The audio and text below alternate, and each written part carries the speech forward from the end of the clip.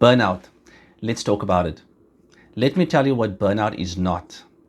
It's not a medical condition. It is defined by the WHO or the World Health Organization as a syndrome that has three parts to it. The first part is physical exhaustion. The second part is mental fatigue. The third part, as a result of number one and number two, it's decrease in professional efficacy. So the decrease in your ability to do your job effectively. Welcome to Dr. Shahiem Hartley's podcast. My name is Shahiem Hartley. I'm a South African-born Canadian family physician, and this show comes to you from Edmonton, Alberta. If this sounds like something that you're going through at the moment, this show is for you. If it's something that you've already defined as burnout and it's something that you are experiencing, then this show is for you. In my experience as a family physician across 2 continents, I've dealt with many patients that have had burnout.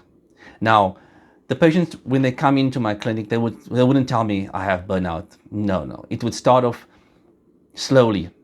They would complain about physical ailments. It would start off with, I'm feeling a bit more tired than usual. Maybe we should run some labs. Maybe I should take a multivitamin. They might say to me, my sleep has been broken. I don't get that same quality of sleep anymore like I normally do. Maybe I should try a sleeping tablet. Or they might say, I'm just not feeling myself at the moment. Words like work is chaotic. I'm doing 100 things at work, 100 things a day at work. It's, they might even use the word, it's overwhelming at work. These are the signs that one can pick up in terms of physical exhaustion. And then when it comes to mental health, it would start off with something like, my spouse or my children say I'm a little bit more grumpy. I'm a little bit more edgy, either more edgier than usual or a little bit edgy. I'm not the same person that I was at work. I don't always make jokes like I normally do. I'm not conversational. I'm pretty much staying to myself. That can be the mental part of things. And when these patients start to really take note is when it affects their work. So it'll be, I've missed a meeting, I've missed a deadline, or I've missed many deadlines. Or they would use words like, I'm just not coping at work. At that point, it becomes serious, it becomes overwhelming to them. And they would come in and say, doc, I just need maybe 2 weeks off from work. Some patients would say, I need a month off from work. Some patients would even say 3 months from work. So these are patients that they enjoy their work. They've spent a big part of their career building themselves up to this position. So they want to be at work. They want to enjoy themselves at work, but they are overwhelmed and they are burnt out. So there are many ways to look at burnout. What model can we use to give patients a clearer idea of burnout? And the one analogy that I want to focus on today is called the four burners. Let's just call it the 4 burner theory. So think of it as 4 burners. You have the first burner, which is your health, and then the next one, which is your family, the next one, which is your work, and then the next one, which is your friends. So you have 4 burners. And the idea is, if you maintain these 4 burners, then you will be a balanced person. So let's just quickly go through each one. The work is let's start off with work, because that's where the burnout actually happens. So the work can be your career, it can be the place that you go to, it can be, if you work at multiple sites, all these sites combined. So that's your work. So it'd be your work, your employees, or your boss, or the corporation, or whatever structure that you have at work, all the people involved at work. If you're talking about your family, this is your close connection of people that you are related to, your close family. The next one will be your friends. So these are people outside your family.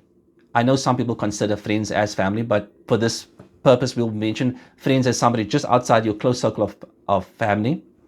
And then the last one is your health. Now, this can be both your physical and your mental health. Okay, so now that we've defined those 4 things, which are very important. If we, or when we can control these 4 burners, this should theoretically lead to a work-life balance. And that is the thing we always chase. How do I get work-life balance?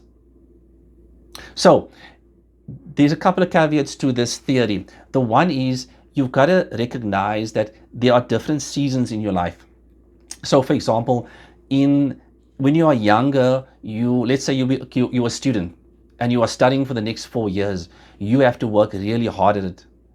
You have to sacrifice. So that means the work burner is turned up maximally and the others have to be turned down. So for example, your family, you have to sacrifice your family. You don't see them as often as you normally do. On the weekends where you would spend time with your friends, you don't see your friends anymore as much as you normally do. And your health, because you're younger, you're healthy, you don't need to spend so much time on your health. You take a multivitamin for whatever that's worth.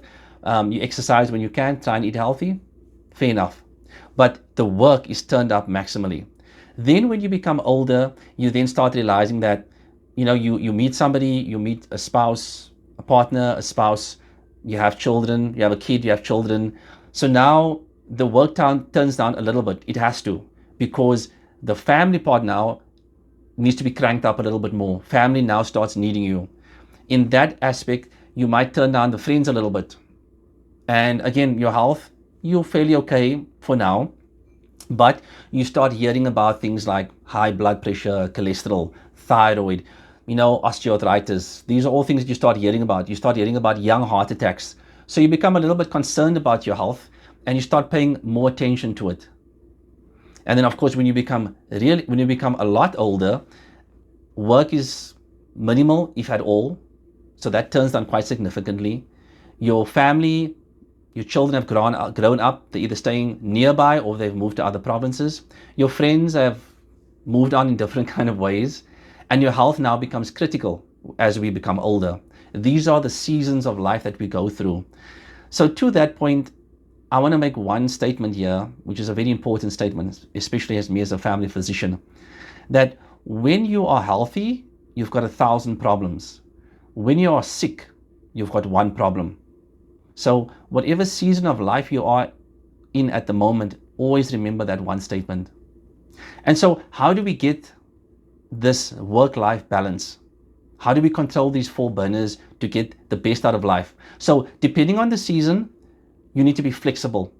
Please remember that on certain stages of your life, certain parts of it will be turned up. So for example, if you are a successful businessman or a successful doctor, a successful lawyer, accountant, actuarial scientist, plumber, chemical engineer, optometrist, you name it, whatever you are in your work burner, when you have kids, your kid is being born, then all of a sudden the work tones down, and then all of a sudden the family life turns up.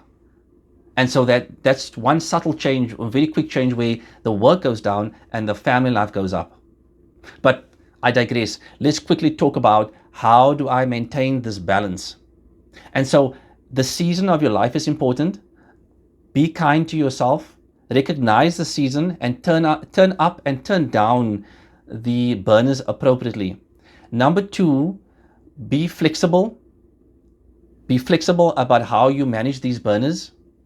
And the third point and the last point I want to mention on this is try and find a way that you can incorporate all these burners together. So how do we do that?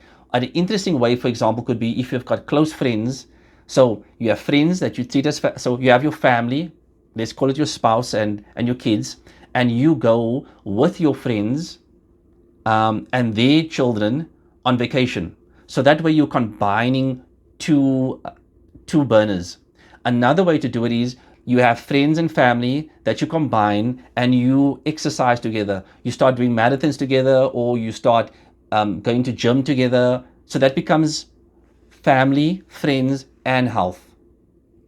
You can also do is if you have business dealings with friends, that you discuss your friends and your work at gym, for example, and then so that way you're combining 3 burners as well. So for everybody, it'll be different. But the idea is to just be aware of your 4 burners, try and integrate them when you can. And if you can't, that's okay. Be flexible. But remember that each one plays an important role and each season is different. So my question to you is, which season of life are you in at the moment? Of the 4 burners, which one is burning brightest at the moment? Which burner have you neglected that we need to turn up and give more gas to? These are questions that you have to answer for yourself. And once you do, things will become easier, your burnout will become less, and you'll be on the way to becoming the best version of yourself. Because as I always say, there's only one of you in the world. And remember, in the end, there can be only one.